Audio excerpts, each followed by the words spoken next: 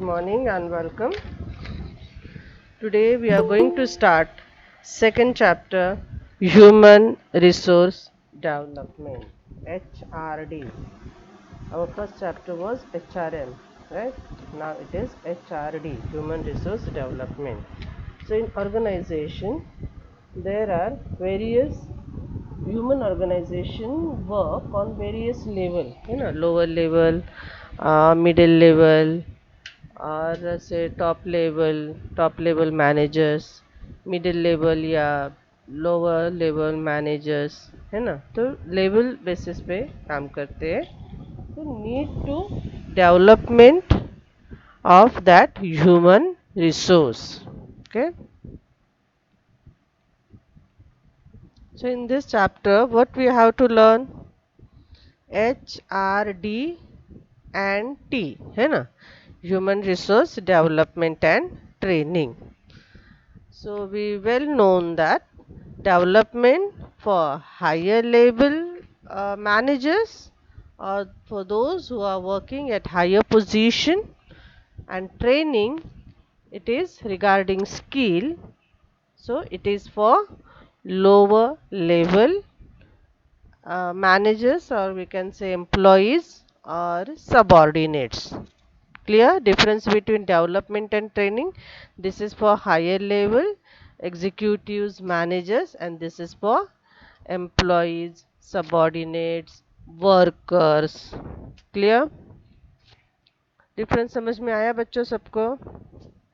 Okay, तो इसी difference के बेसिस पे हमें क्या क्या पढ़ना है, देखो, HRD, then training, then process of identifying, क्या आइडेंटिफाई करना है, ट्रेनिंग या फिर डेवलपमेंट, इसका नीड कैसे अराइज होता है, या कब देना है उनको, ट्रेनिंग कब देना है, डेवलपमेंट की ज़रूरत कब अराइज होती है, देन मेथड क्या है उनके, एंड इवैल्यूएटिंग ट्रेनिंग इफेक्टिवनेस, जो ट्रेनिंग प्रोवाइड किया जा रहा है उसका इफेक्टिवनेस इवैल्यूएट करना, तो उसका कॉन्सेप्ट देखना है एंड मेथड्स देखना है. So in today's lecture we will see these 5 criteria. Okay, let me start one by one. HRD functions. So HRD vital to any organization. So HRD में ही क्या involve है, देखो, involve training and development, human resource का development करना है. तो human resource जो है लोअर लेवल पे काम करने वाले एंड हायर लेवल पे काम करने वाले, तो इसमें ही ट्रेनिंग एंड डेवलपमेंट इंक्लूड है HRD के मीनिंग में. ओके, डेफिनेशन देखो, American society for training and development, तो क्या डेफिनेशन दिया है, it is an integrated use of training and development. तो ये ट्रेनिंग एंड डेवलपमेंट का इंटीग्रेटेड यूज है.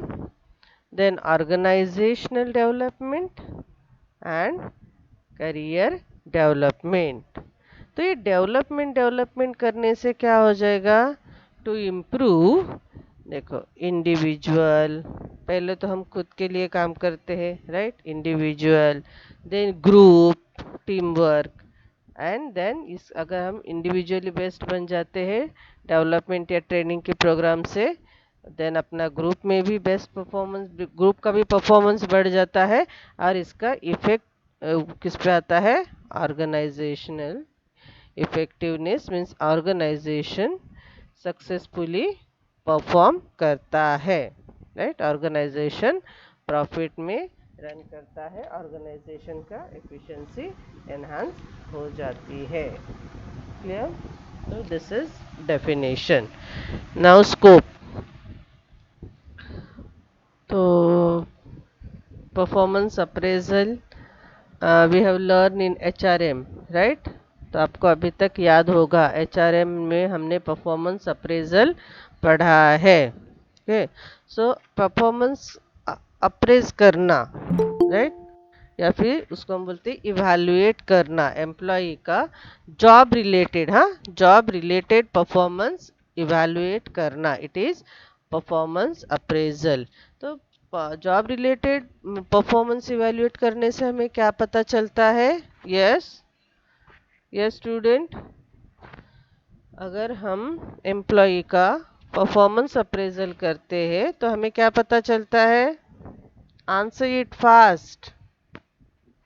Yes, yes Bhumi, strength, strength भी पता चलता है as well as weaknesses. Very good, right Bhumi, Snehal, good. हाँ, दीपक पवार, वीकनेसेस, तो strength weaknesses we come to know by performance appraisal. Very good. Then difficulties भी पता चलता है faced by their subordinates as to solve them. Then उनके contributions क्या है? Then develop competencies of subordinates to face challenges of job. Next है promotion of employees.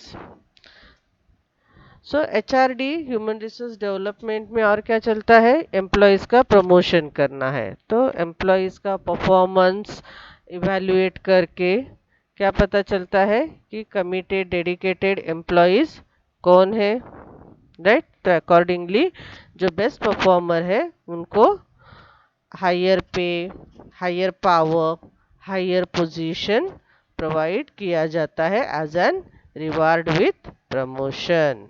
Okay, so important area of HRD relates to promotion of employees। और क्या है HRD का function? Training and development. So this is major activity बोला गया है to provide training to the employees. तो training यहाँ पे सिर्फ एम्प्लॉयज़ के लिए लिखा है देखो, और डेवलपमेंट जो होता है वो higher personnel, higher level managers के लिए होता है, राइट? तो ट्रेनिंग से क्या क्या होता है ये हमें मालूम है, right? Knowledge, acquire knowledge, positive attitude develop होता है, स्किल एनहांस होता है ना, एंड सोशल बिहेवियर भी इम्प्रूव होता है। तो सोशल बिहेवियर से क्या है? हम ग्रुप में कैसे काम करना है, हमारे कस्टमर्स के साथ कैसे डील करना है, तो ये सब हमें ट्रेनिंग से we get knowledge about that and improve our social behaviour. Then next है करियर डेवलपमेंट। ऑब्वियसली अगर हमें इतना सारा ट्रेनिंग दिया जा रहा है, डेवलपमेंट प्रोग्राम ऑर्गेनाइज किए जा रहे हैं, तो करियर डेवलपमेंट भी होगा, राइट? तो HRD facilitate career development of the employees. Okay, तो करियर एम्प्लॉयज का करियर डेवलपमेंट कैसे होता है? उनको चैलेंजिंग टास्क देखना, उनके काउंसलिंग करना, अगर उनको कुछ जॉब रिलेटेड प्रॉब्लम है तो उनको काउंसलिंग करना, देन उनके प्रमोशन देना, ट्रेनिंग प्रोवाइड करना, ये सब करके करियर डेवलपमेंट होता है। Then organisational development. तो अगर एम्प्लॉयज़ हमारे स्किलफुल बन जाते हैं तो वो ऑर्गेनाइजेशन के लिए उनका एटीट्यूड चेंज होता है, सोशल बिहेवियर चेंज होता है, so they work with commitment and dedication. और कमिटमेंट डेडिकेशन आता है तो फिर उनका एब्सेंटिज्म भी रिड्यूस हो जाता है, इंटरनल कॉन्फ्लिक्ट रिड्यूस हो जाता है, सोशल बिहेवियर इम्प्रूव हो जाता है ना। देन प्रोडक्टिविटी जो पहले लो होता था वो भी इम्प्रूव हो जाती है, क्योंकि अभी वो स्किलफुल हो गए हैं, और जो भी ऑर्गेनाइजेशन में चेंज लाना है उससे रिलेटेड अगर उन्हें ट्रेनिंग मिलता है तो वो चेंज को रेजिस्टेंस नहीं करते हैं। ओके, सो ऑर्गेनाइजेशनल डेवलपमेंट हो जाता है। देन मोटिवेशन, तो ये भी एचआरडी का ही फंक्शन है कि जो बेस्ट परफॉर्मर एम्प्लॉई है उनको मोटिवेशन देना है। मोटिवेशन कौन से फॉर्म में होता है? Yes, yes student, yes Sanjana, motivation कौन से फॉर्म में होता है?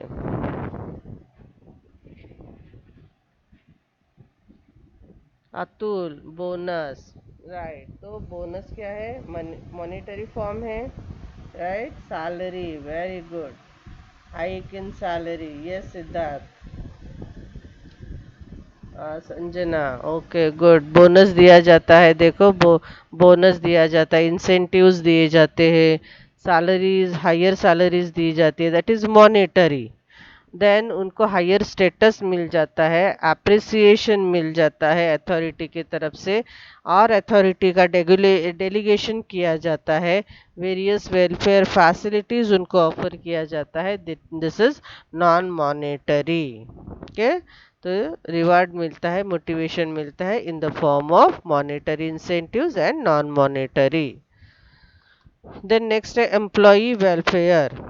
HR managers recognize need to improve employee welfare. तो recognize, HR managers recognize करते हैं कि employee welfare improve करना चाहिए, and accordingly they take measures. क्या क्या करते हैं? देखो welfare measures,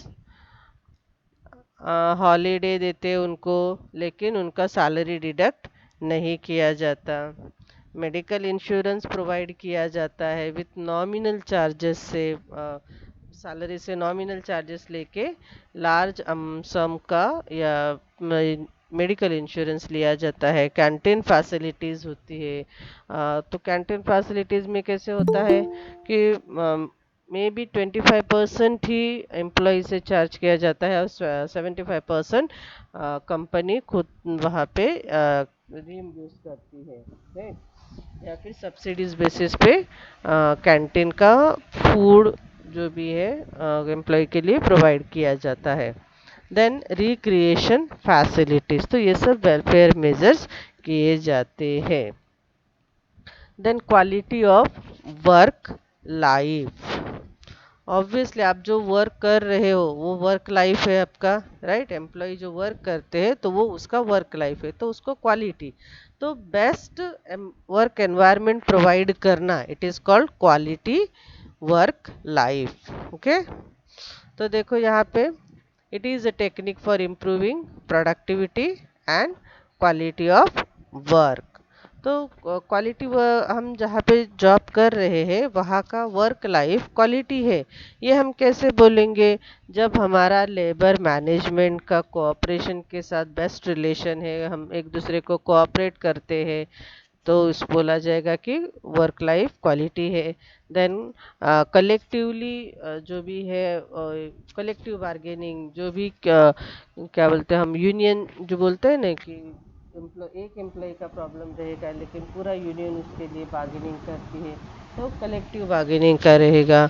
then participative management, management जो है तो एम्प्लॉयज़ के सजेशन भी कंसीडर करते हैं, उनको ऑब्जेक्टिव फ्रेमिंग में भी पार्टिसिपेट करते हैं, राइट। तो ये पार्टिसिपेटिव मैनेजमेंट, तो अगर ऐसा वर्क कल्चर रहेगा ऑर्गेनाइजेशन में तो इसको क्या बोलते हैं?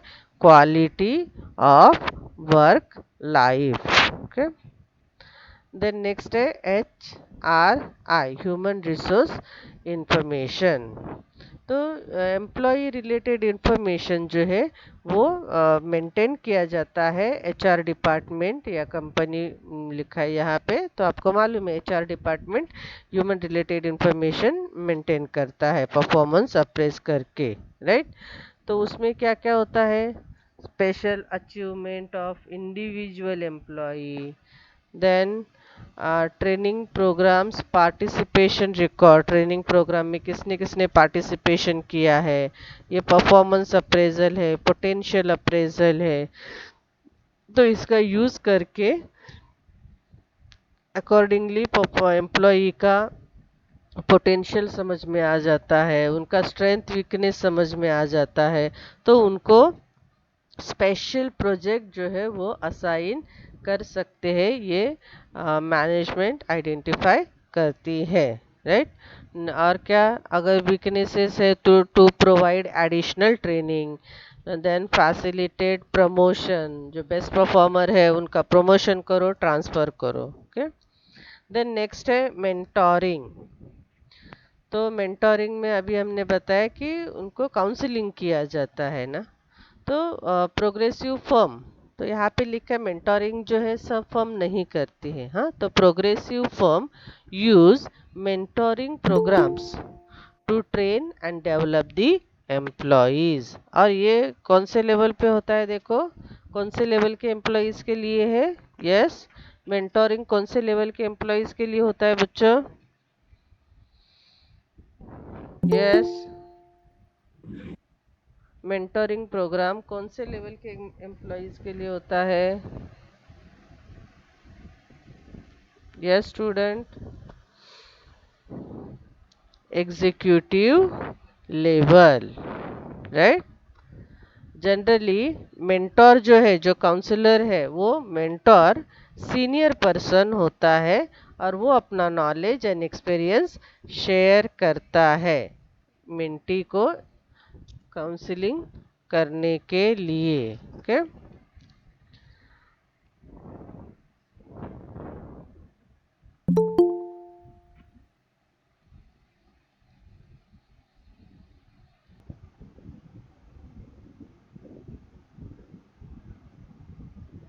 Training concept and importance. So training ये शॉर्ट टर्म ट्रेनिंग होता है and development programme long term होता है। ओके, सो ट्रेनिंग का डेफिनेशन देखो। ट्रेनिंग से कौन सा नॉलेज आ जाता है, देखो technical knowledge and skill improve हो जाता है। Okay, definition, training consist of plan programme. ठीक है, ट्रेनिंग में क्या क्या इंक्लूड है ये बताया है। Plan programme undertaken to improve employee knowledge, skill, attitude and social behaviour, ये इम्प्रूव होता है, right. So that the performance of the organisation improves considerably. तो इससे अगर एम्प्लॉई का knowledge, skill, attitude, social behaviour improve हो जाएगा तो ऑर्गेनाइजेशन का परफॉर्मेंस भी इम्प्रूव हो जाता है। तो ये सब ट्रेनिंग की वजह से होता है, it include in training. Okay, बस अभी इम्पोर्टेंस ऑफ ट्रेनिंग, ट्रेनिंग के क्या क्या बेनिफिट है। इनोवेशन, तो ट्रेनिंग मिल जाता है एम्प्लॉयज़ को तो employees come up with innovative ideas. क्या क्या होता है, न्यू प्लान लेके आते हैं, न्यू प्रोडक्ट के लिए सोचते हैं, न्यू स्कीम कोई लॉन्च करते हैं, क्योंकि ट्रेनिंग की वजह से हमें स्किल आता है, हमारा एटीट्यूड जो है जॉब के लिए भी पॉजिटिव बन जाता है। तो जॉब में हम कैसे नया कुछ अपने ऑर्गेनाइजेशन में अपने जॉब रिलेटेड नया आइडिया कैसे लेके आए, ये तो ये एम्प्लॉई सोचते भी रहता है और ये उनमें स्किल आ जाता है because of training. Then corporate image, तो ट्रेनिंग एनहांस कॉरपोरेट इमेज, देखो ऑर्गेनाइजेशन का परफॉर्मेंस बढ़ता है तो corporate image in the mind of stakeholders भी बिल्ड हो जाता है। देन एफिशिएंसी आ जाती है। Efficiency is what, it is the ratio of returns to cost. तो रिटर्न्स ज़्यादा आना चाहिए और कॉस्ट कम होना चाहिए। It is called efficient organisation running in efficiency, है ना। तो ट्रेनिंग की वजह से ये पॉसिबल हो जाता है, improve efficiency of the organisation. Okay, तो क्या बोला है देखो, कंपनी जो है, कंपनी का परफॉर्मेंस बढ़ जाता है तो कंपनी प्रॉफिट रन करती है ना। तो कंपनी जो प्रॉफिट रन करती है तो कंपनी उसका बेनिफिट जो है वो एम्प्लॉयज़ को भी देती है। तो देखो द रिटर्न्स आर, कंपनी के रिटर्न्स क्या है, हायर सेल्स, सेल्स उनका बढ़ जाता है, प्रॉफिट बढ़ जाता है, मार्केट शेयर भी हायर हो जाता है। सब जो भी मार्केट शेयर है, सपोज किसी एरिया में उनका मार्केट सिर्फ उन्होंने 60% कैप्चर किया है तो एम्प्लॉयज़ का अपना ऑर्गेनाइजेशन का परफॉर्मेंस बढ़ता है, मीन्स अभी 80% मार्केट शेयर हो गया है। या तो एक पर्टिकुलर मार्केट में ही उनका प्रोडक्ट सेल होता था, अभी उन्होंने और एक मार्केट में प्रोडक्ट लॉन्च कर दिया है, it is called higher market share. Then team work, तो ट्रेनिंग की वजह से जो है एम्प्लॉय का सोशल बिहेवियर भी चेंज होता है ना।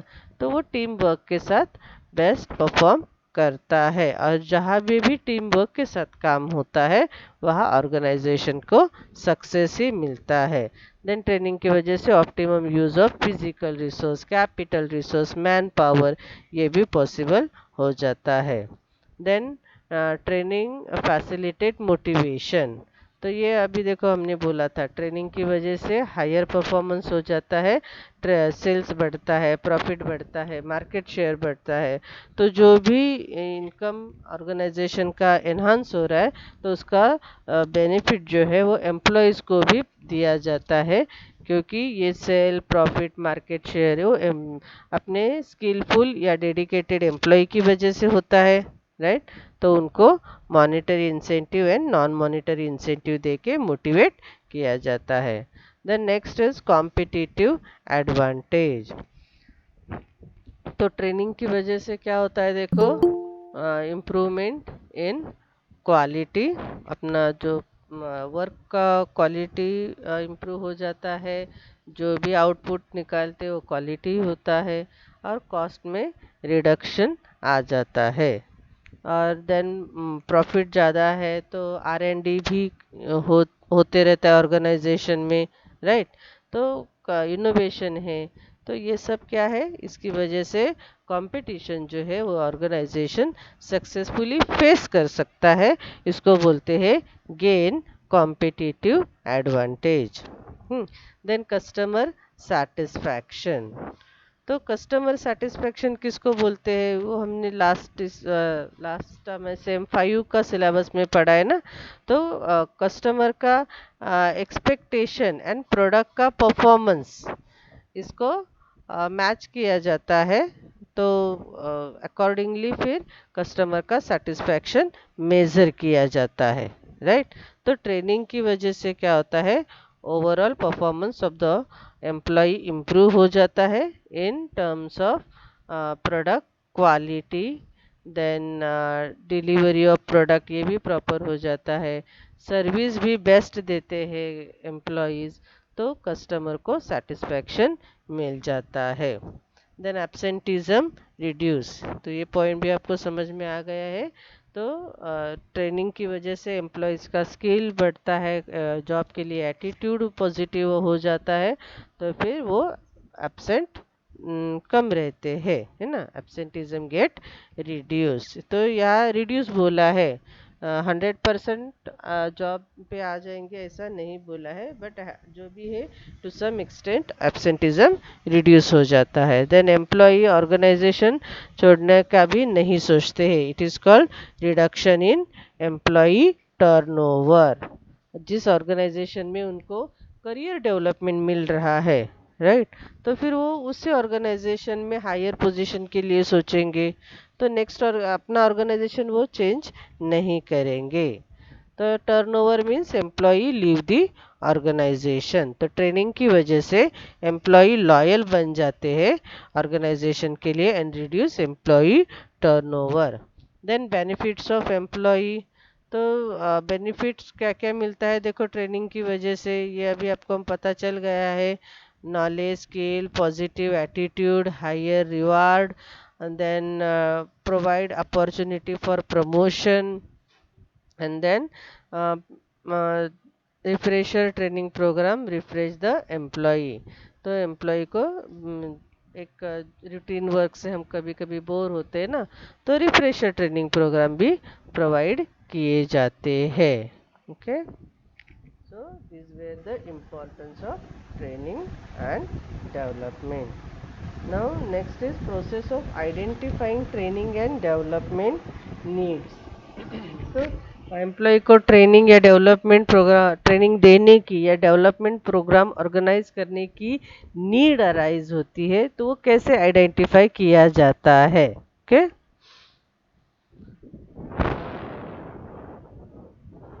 ओके, तो देखो ट्रेनिंग तो देना है, हमारे जॉब रिलेटेड जो वर्क है ना, उसी से रिगार्डिंग ट्रेनिंग देना है।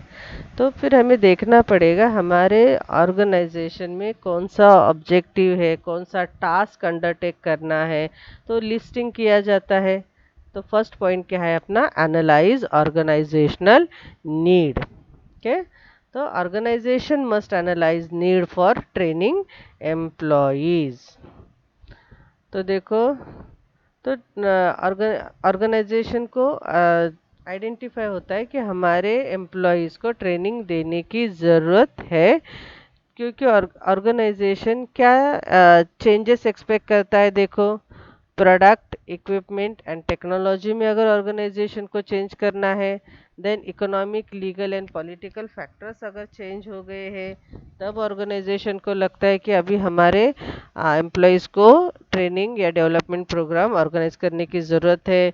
इंडस्ट्री कंपटीशन एंड स्टैंडर्ड का सिचुएशन है, कस्टमर का एक्सपेक्टेशन, टेस्ट प्रेफरेंस वो चेंज हो रहा है, तभी भी कुछ नया लाने के लिए ट्रेनिंग की ज़रूरत है। इंटरनेशनल एनवायरनमेंट चेंज हो रहा है, तो ये इंटरनल एक्सटर्नल फैक्टर एनालिसिस करके फिर ऑर्गेनाइजेशन को आइडेंटिफाई होता है कि अभी हमारे एम्प्लॉयज़ के लिए training and development programme organise करना चाहिए। ओके, तो ऑर्गेनाइजेशन शॉर्ट एनालिसिस करता है। देन देखो, analysis of strategies and task. कौन से टास्क, कौन से स्ट्रैटेजी हम अडॉप्ट कर रहे हैं और उसके लिए कौन कौन सा टास्क कौन कौन से डिपार्टमेंट में करना ज़रूरी है, तो उस टास्क अकॉर्डिंग ट्रेनिंग प्रोवाइड किया जाता है। राइट।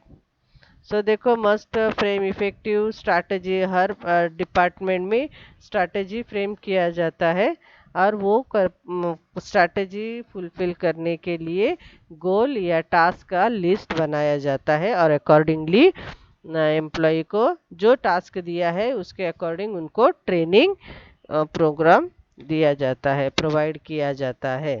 देन इंडिविजुअल एम्प्लॉय का ट्रेनिंग की नीड की ज़रूरत, ट्रेनिंग देने की ज़रूरत है, ये एनालाइज करना है। तो इंडिविजुअल एम्प्लॉय का परफॉर्मेंस अप्रेजल किया जाएगा, तो पता चलेगा कि उसको स्किल की, ट्रेनिंग की, नॉलेज की, स्किल की ज़रूरत है। देन अभी आइडेंटिफाई किया इंडिविजुअल एम्प्लॉय को, ऑर्गेनाइजेशन आइडेंटिफाई करता है, देन प्रॉपर ट्रेनिंग प्लान बनाया जाता है। तो ट्रेनिंग प्लान में क्या क्या है देखो, नंबर ऑफ ट्रेनिंग प्रोग्राम, कितने ट्रेनिंग प्रोग्राम एम्प्लॉय को देना है, देन ईच ट्रेनिंग प्रोग्राम का ऑब्जेक्टिव क्या होगा, ड्यूरेशन क्या होगा, कौन से प्लेस पे देंगे, then number and quality of training faculty, faculty कौन सा लाना है, ट्रेनर कौन से रहेंगे, कितने ट्रेनर, और ट्रेनर कौन से स्किल, कौन सा टाइप का स्किल प्रोवाइड करने वाले, that is called quality. Then ये सब तो बिना पैसे के नहीं होगा, तो ट्रेनिंग के लिए ऑर्गेनाइजेशन ने कितना फंड प्रोवाइड करना चाहिए। राइट। तो ये सब क्या है, ट्रेनिंग प्लान है। क्लियर। देन नेक्स्ट क्या है, डिसीजन ऑन ट्रेनिंग मेथड। फिर कौन कौन से मेथड लेना है, सेमिनार, वर्कशॉप ऑर्गेनाइज करना है, कॉन्फ्रेंस होना चाहिए, ऑर्गेनाइज करना चाहिए, ई लर्निंग या ई वेबिनार, अभी जो ऑनलाइन होता है ना सब, उसको ई बोलते हैं, जैसे अभी हमारा e lecture. Right. Then mentoring programme करना चाहिए क्या, कोचिंग काउंसलिंग वाला होना चाहिए क्या, असेसमेंट सेंटर होने चाहिए, जैब शैडोइंग, क्लासरूम मेथड। तो कोई, ये बहुत सारे ट्रेनिंग के टाइप्स है, तो इसमें से कौन से टाइप के ट्रेनिंग लेना चाहिए। देन नेक्स्ट है कम्युनिकेशन विथ एम्प्लॉयज़। ओके। तो जो भी आपने ट्रेनिंग प्रोग्राम ऑर्गेनाइज किया है एम्प्लॉयज़ के लिए, तो उनसे कम्युनिकेशन करना पड़ेगा और फिर उनको क्या करना, inform the employees of the reason कि हम उनको क्यों ट्रेनिंग उनके लिए ऑर्गेनाइज किया है, for attending certain training programme. Okay. Then implementation, communication plan बनाया, देन कम्युनिकेशन कर दिया, अभी क्या करना है, इम्प्लीमेंट करना है, वो ट्रेनिंग प्रोग्राम इम्प्लीमेंट करना है। तो इम्प्लीमेंटेशन में क्या क्या है देखो, ट्रेनर का appointment, then place and training material का अरेंजमेंट, देन ट्रेनर्स को जो भी रिलेवेंट इंस्ट्रक्शन है वो प्रोवाइड करना, ट्रेनीज़ को, अपने ट्रेनीज़ कौन है, हमारे एम्प्लॉयज़। राइट। तो उनको इंस्ट्रक्शंस प्रोवाइड करना, देन ट्रेनिंग के लिए जो फैसिलिटी ज़रूरी है वो प्रोवाइड करना। देन ये सिर्फ ट्रेनिंग ही लेंगे क्या, नहीं, हमें फूड भी चाहिए, रिफ्रेशमेंट भी चाहिए, तो उसका अरेंजमेंट करना, कितना टी प्रोवाइड करना है, लंच में डेली क्या क्या रहेगा, वो सब अरेंजमेंट करना पड़ता है। Then recording of training session, जो ट्रेनिंग चल रहा है तो वो ट्रेनिंग सेशन का रिकॉर्डिंग किया जाता है इफ़ नेसेसरी, मोस्टली तो किया ही जाता है। Then obtaining feedback from the trainers and trainee, दोनों से भी फीडबैक लिया जाता है। Then review of training outcome, तो ट्रेनिंग प्रोवाइड करने के बाद एम्प्लॉयज़ में क्या चेंज हुआ है उसको आउटकम बोलेंगे, तो वो रिव्यू किया जाता है। कितना नॉलेज इवैल्यूएशन करना, देखो इन टर्म्स ऑफ नॉलेज कितना मिला है, स्किल कितना डेवलप हुआ है, तो वो उनके प्रोडक्टिविटी आउटकम से, उनके सेटिस्फैक्शन लेवल से पता चलता है एचआर मैनेजर को। So this is about process of identifying training, uh, training and development need. ये थोड़ा वास्ट टॉपिक है,